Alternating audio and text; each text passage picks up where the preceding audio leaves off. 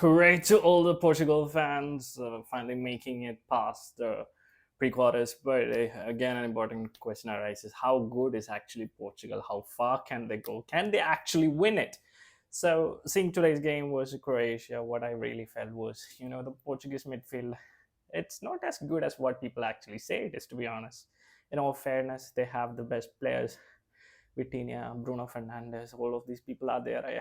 I understand, but to be honest, they're just too rigid, like too fixed in their positions. Like there's not that moment of cleverness to actually penetrate anything. The first half was there were balls in, some crosses, not none of them meeting Ronaldo. Yes, it's a bit on Ronaldo's side. He wasn't really reaching there. Pedro Neto was actually pretty good, to be honest, but like it's not really happening. And second thing is, second half they were actually pretty challenged, and Croatia was more offensive, and they were tracking back. How many of their forward players were tracking back? We know Ronaldo don't track back. So was in Pedro Neto, Rafael Leao. They were also tracking back, and these things will affect when you're going to face stronger opponents, especially like Spain. If they're going to progress that far, like France or Argentina, it's going to affect them. So they're not really that good as we think. They're just, a lot of luck is involved, and that goal, Ramos header at the last moment was absolutely amazing. And Ronaldo's penalty goal, oh my god, to be the whole legacy on the line. He misses this, I'm pretty sure that would have been a Croatia win. Whole legacy on the line. He's under pressure. A lot of people are hate watching around the globe. A lot of people are praying for him. And finally, to just stick it straight to the middle. That's God stuff. That's elite, strong mentality. That's what Ronaldo professes. That's what he preaches. And that's what he practiced. And moreover, that, one person I really have to appreciate today is Mr. Roberto Martinez. The guts to take Ronaldo out is, look, it's, you may see it as a tactical decision, but it's never a tactical decision. It's a player of immense star value, and to take him off as a manager, might have repercussions. If Portugal lost today, a lot of blame would come on Roberto Martinez. He could have played it safe, but no. He saw that Croatia was piercing through the midfield, and they were actually very dangerous. And he made the right change to put in Ruben Neves to clog that hole in the Portuguese midfield, and that was so good of him. And the whole four substitutions, offensive substitutions from Goncalo Ramos to Bernardo Silva, everything paid off, and that's amazing. As a manager, that's, I think, one of the best games I've watched of Roberto Martinez. I've been following him since his Wigan Athletic days. But yes, he has won of the FA Cup, but managing a big team like he was pretty good with Belgium also. But this is amazing because this was a high pressure stakes decision, and he really made it work.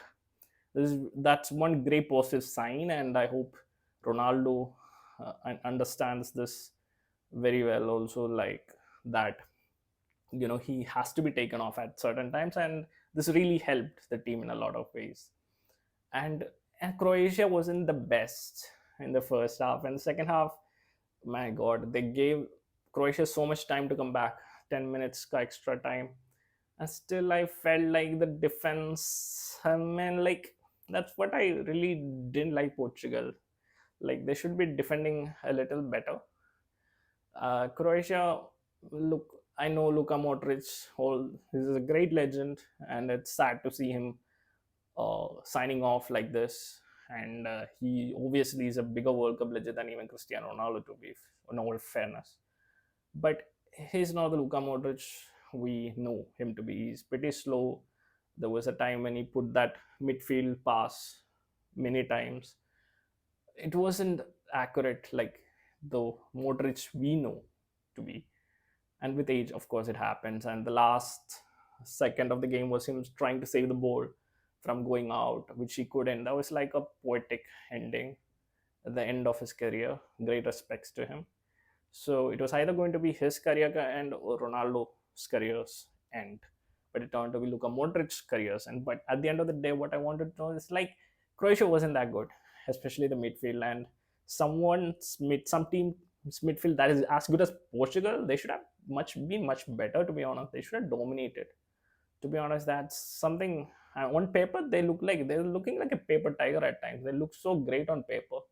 And the main guy is me, Bruno Fernandes. He's probably one of the greatest midfielders in the world right now. And sometimes I feel like this. He's like this very talented student who, doesn't really want to work hard for exams at times. Sometimes he shows us, sometimes he doesn't. Sometimes he score marks. Like every parent teachers meeting, the teacher says he's very good, but he doesn't always want to study. Like that's what Bruno Fernandes gets to me. He was literally not that visible to throughout the game, and that I don't really like that, because Bruno Fernandes is the best player in Portugal. 100%, no doubt. Nobody comes close to Bruno Fernandes.